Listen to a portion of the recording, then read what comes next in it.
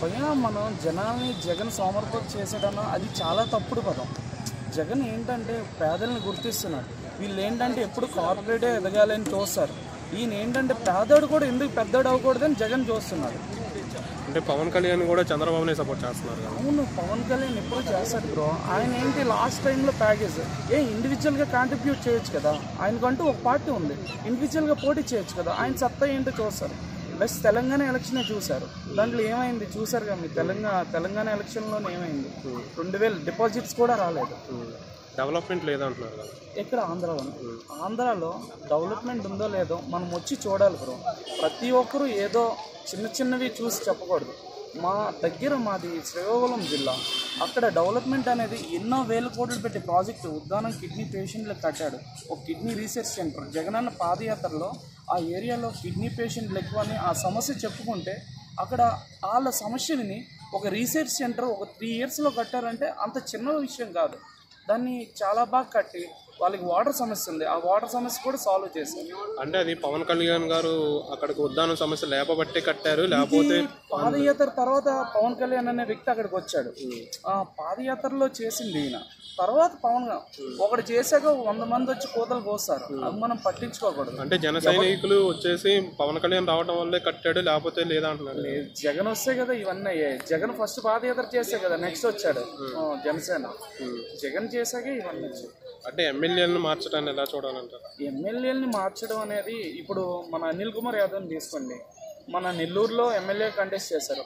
ఆయన ఎంపీగా సూట్బుల్ అని వేరే దగ్గర పెట్టారు. దాంట్లో ఏంటంటే ఇక్కడ సూట్బుల్ అంటే జగన్ అన్న ఎలా అంటే ఇప్పుడు ఫస్ట్ 25 మంది మినిస్టర్లు చేశారు.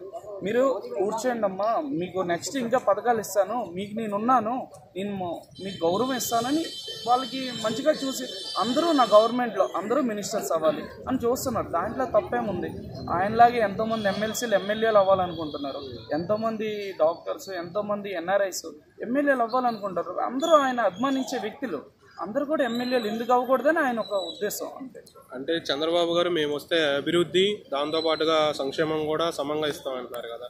ఏమిస్తారు బ్రో? 2014లో ఎన్నో అమలు చేశారు, ఎన్నో చెప్పాడు చెప్పుడు మాటలు. ఈరోజు ఎందుకు చీకొట్టారు? 23 సీట్లకి ఎందుకు దిగజారిపోయాడు? ఎంతో తెలివైన సీఎం అంటారు, ఎందుకు 23 సీట్లకు కింద పడిపోయాడు చెప్పండి. ఫైనల్గా ఏపీలో ఎవరు గెలుస్తారు? జగన్ గెలుస్తారు. Okay bro. వినుకొండ ఎలా ఉంది పరిపాలన అక్కడ జగన్ గారు? మరి అవినీతి అయిపోయింది, అంధకారంలోకి వెళ్ళిపోయింది, నిరుద్యోగం పెరిగింది, రాజధాని లేదు. ఎక్కడ పెరిగింది? సచివాలయాలు వచ్చినాయి. సచివాలయం వచ్చినప్పుడు ఎంతమందికి వచ్చింది అనుకుంటారు జాబ్లు? కానీ వచ్చాయి కదా, చాలా మంది జాబ్లు వచ్చినాయి కదా. ఎక్కడికి వెళ్ళినట్టు? హెల్త్ కేర్ సెంటర్లు వచ్చినాయి, అక్కడ జాబ్లు వచ్చినాయి కదా. ఆ హెల్త్ కేర్ సెంటర్ జాబ్లు ఎవరు ఇచ్చినట్టు? సంక్షేమ పథకాలు ఎలా ఉన్నాయి? సంక్షేమ పథకాలు అయితే ఎక్సలెంట్ అన్న. అమ్మఒడి వస్తుంది, రైతు భరోసా వస్తుంది, చేయూత వస్తుంది, చాలా పథకాలు వస్తున్నాయి. అన్ని అమలు చేశాడు. ఏ భేదం లేకుండా అందరికీ ఇస్తున్నాడు అన్న. కులం మొత్తం భేదం అనేది లేదు.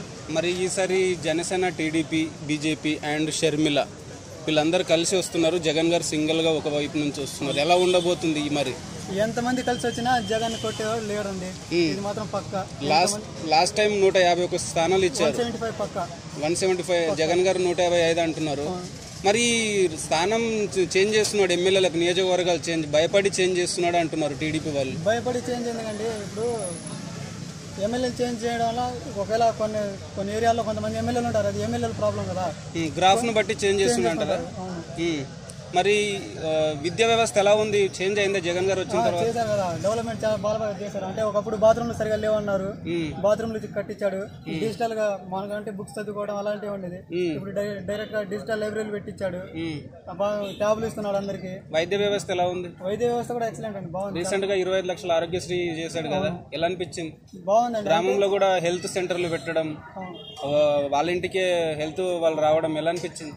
చాలా బాగుందండి. అదే చెప్తున్నాం కదా, ఇప్పుడు 25 లక్షలు పెంచడం ద్వారా ఏంటంటే ఏదైనా సడన్ గా యాక్సిడెంట్లు జరిగి చిన్న కేసులు వచ్చిన వాలంటీర్ వ్యవస్థ బాగానే ఉందా? ఏమంటే లాస్ట్ టైం పవన్ కళ్యాణ్ గారు కొన్ని వ్యాఖ్యలు చేశారు, అది నిజమేనా? వాలంటీర్ వ్యవస్థ అయితే ఎక్సలెంట్ అండి. ఇప్పుడు ముసలోళ్ళు ఉంటారు, 60-70 ఏళ్ళు ఉంటారు, వాళ్ళు నడవలేరు. అప్పుడు ఏం చేస్తారు? పెన్షన్ కోసం వెళ్ళాలంటే కొన్ని ఊర్లలో అంటే సొంతంగా ఉంటాయి కాబట్టి దగ్గర వెళ్తాం. కొన్ని ఊర్లలో చాలా దూరం ఉంటాయి, 2 కిలోమీటర్లు 3 కిలోమీటర్లు నడవాల్సి వస్తుంది. అప్పుడు ఏం చేస్తారు? నడుచుకుంటే ముసలోళ్ళు నడవలేరు, అప్పుడు వాళ్ళు పెన్షన్ వాళ్ళు వదులుకున్నట్టే కదా. అదే వాలంటీర్ వ్యవస్థ పెట్టడం ద్వారా ఏంటంటే వాళ్ళే మన ఇంటికి వస్తున్నారు, నిజంగానే 1వ తారీఖు ఇస్తున్నారా? ఇస్తున్నారు. 1వ తారీఖు 5:30, 6కి మాకు పెన్షన్ వస్తుంది మా నాన్నకి. అది వైసీపీ వాళ్ళకి ఎక్కువ వస్తున్నాయి, మిగతా పార్టీ అలా ఏం లేదు. ప్రతి దానికి ప్రతి ఏ పార్టీ అయినా సరే పార్టీ భేదం అని ఏం లేదు. రైతులకు గురించి ఎలా రైతు భరోసా కేంద్రాలు, రైతు బంధు ఇలాంటివి ఇచ్చారు. రైతు భరోసా ఇస్తున్నాడు కదా, ఎలా అనిపించింది రైతులు? బాగుందన్న, అదే చెప్తున్నా కదా, ఎక్సలెంట్. జగన్ పాలన అయితే ఎక్సలెంట్. పేదల సంక్షేమం కూడా బాగుంది. మరి అమరావతి రాజధాని గురించి మీ ఒపీనియన్ ఏంటి? రాజధాని ఇంకా మనకి రాజధానితో పనే ఉందన్న. అన్ని మనకి డెవలప్మెంట్ జరుగుతుంది కదా మన ప్రాంతంలో. సచివాలయాలు వచ్చినాయి, హెల్త్ కేర్ సెంటర్స్ వస్తున్నాయి. ఇంకా మనకి రాజధానితో పనే ఉంది. జాబ్లు అక్కడే దగ్గరలోనే కనిపిస్తున్నాయి కదా. గతంలో జగన్మోహన్ రెడ్డి గారు, మీరు నాకు ఎంపీలు ఇస్తే నేను కేంద్రం మెడలు వంచి ప్రత్యేక హోదా సాధిస్తాను జగన్మోహన్ రెడ్డి ఇప్పుడు దాని గురించి మాట్లాడట్లేదని టీడీపీ జనసేన అంటుంది. మాట్లాడతారన్న, అన్ని ఒకే రోజు జరగాలంటే 2 సంవత్సరాలు కరోనాలో నిలిపోయింది కదా. మిగతా అన్ని డెవలప్మెంట్ దీని గురించి ఆలోచించడానికే టైం. పోలవరం ప్రాజెక్టు కూడా అలాగే ఉంది. విశాఖ స్టీల్ కూడా మారుస్తారన్న, నెక్స్ట్ ఖచ్చితంగా మారుస్తాడు. ఇప్పుడు అంటే టైం లేదు ఆయన దగ్గర. 2 ఏళ్ళు కరోనాలో పోయింది కదా. ఈ 3 సంవత్సరాలు డెవలప్మెంట్ చేయడానికి, ఆ ఉద్యానం ప్రాజెక్ట్ కట్టడానికి, అవి వాటి డెవలప్మెంట్స్. మీకు జగన్ ప్రభుత్వం నుంచి ఏదైనా సంక్షేమ పథకాలు అందినాయి? అన్ని పథకాలు అందినాయి అన్న, అన్ని. నెక్స్ట్ జగన్మోహన్ రెడ్డి గారు ఒకవేళ అధికారంలోకి వస్తే ఇలా చేంజ్ చేయాలనుకుంటే ఏం చేంజ్ చేస్తే బాగుంటుంది అంటారు? ఏం చేంజ్ చేస్తారంటే ఐటీ చేస్తాడు ఖచ్చితంగా, రోడ్లు వేస్తాడు. వాళ్ళు ఏదైతే లేదన్నారో అది తెస్తారన్న. ఎవరైతే ఏ పార్టీ అయితే విమర్శిస్తున్నారో ఇప్పుడు అవన్నీ తెచ్చి జగన్ అంటే ఇది అని ప్రూవ్ చేసుకుంటాడు ఖచ్చితంగా. ఈసారి ఎన్ని సీట్లు వస్తాయంటే జగన్? ఎన్ని 1 సీట్ అయినా జగన్ గెలుస్తాడన్న. ఎన్ని సీట్లు అని చెప్పలేము కానీ ఫైనల్ గా అయితే ముఖ్యమంత్రి మళ్ళీ జగన్ అవుతారండి. Okay bro, thank you. అప్పుడు మేము గెలవాలని అనుకోవాలి కదా, గెలుస్తాం మేము గెలవాలని అనుకుంటారు ఎవరైనా, కానీ అసలు గెలిచేది ఎవరో ప్రజలు నిర్ణయిస్తారు. జాబ్స్ లేవని చెప్తున్నారు కదా. జాబ్స్ లేవు అంటే ఇప్పుడు ఒక కాలేజ్ ఉంది, కాలేజ్లో నేనున్నాను, మా ఫ్రెండ్ ఇద్దరం చదువుకుంటున్నాను. సో నేనేంటంటే కొంచెం బాగా చదివి ఏదో ఒక కంపెనీలో జాబ్ పెట్టాను. తను ఏంటంటే కొంచెం ఆ టైంలో తనకు ఏదో ఒక ప్రాబ్లమ్స్ వల్ల తను చేయలేకపోయాడు. అంత మాత్రాన తను అలా అనడం జాబ్స్ లేవు, ఎక్కడ జాబ్స్ నాకు ఇవ్వరు అంటే కరెక్ట్ కాదు. సో మనం చేసుకునే దాన్ని బట్టి జాబ్స్. అంటే పవన్ కళ్యాణ్ గారు చంద్రబాబు గారు కలవటాన్ని ఎలా చూస్తారు కొత్తని? అదేంటంటే ఒకళ్ళన్నా చేసేది ఏం లేదు, కనీసం కలిస్తే ఎవరైనా వస్తారేమో అనుకుంటున్నారేమో పాపం. కలిసినా ఏం అయ్యేది ఏం లేదు. బీజేపీ రావాలని కోరుకుంటున్నారు కదా ఎవరు? టీడీపీ వాళ్ళు అలయన్స్లోకి బీజేపీ వచ్చిన, సిపిఎం వచ్చిన, ఇంకోటి వచ్చిన ఇప్పుడు ఏం జరుగుతుందో అందరు చూస్తున్నారు కదా. కలవడం వల్ల ఇంకా వాళ్ళు వీక్ అవుతారు నాకు తెలిసి. ఇండివిజువల్గా నిజంగా ఇప్పుడు జనసేన పార్టీ పెట్టిన వాళ్ళ నుంచి తను ఒక్కడే ఉంటుంటే ఈసారి కన్ఫామ్గా పవన్ కళ్యాణ్ సీఎం అయ్యేవాడేమో. అటు కలిసి అటు పోయి వాళ్ళకి అక్కడికి వెళ్ళి ఏం మాట్లాడారో తెలియదు, మళ్ళీ ఇక్కడికి వచ్చి ఏం చెప్తారో తెలియదు. అలా చేయడం వల్ల ఇలా ఉండాలని. ఇంకోటి రాజధానిపై మీ అభిప్రాయం?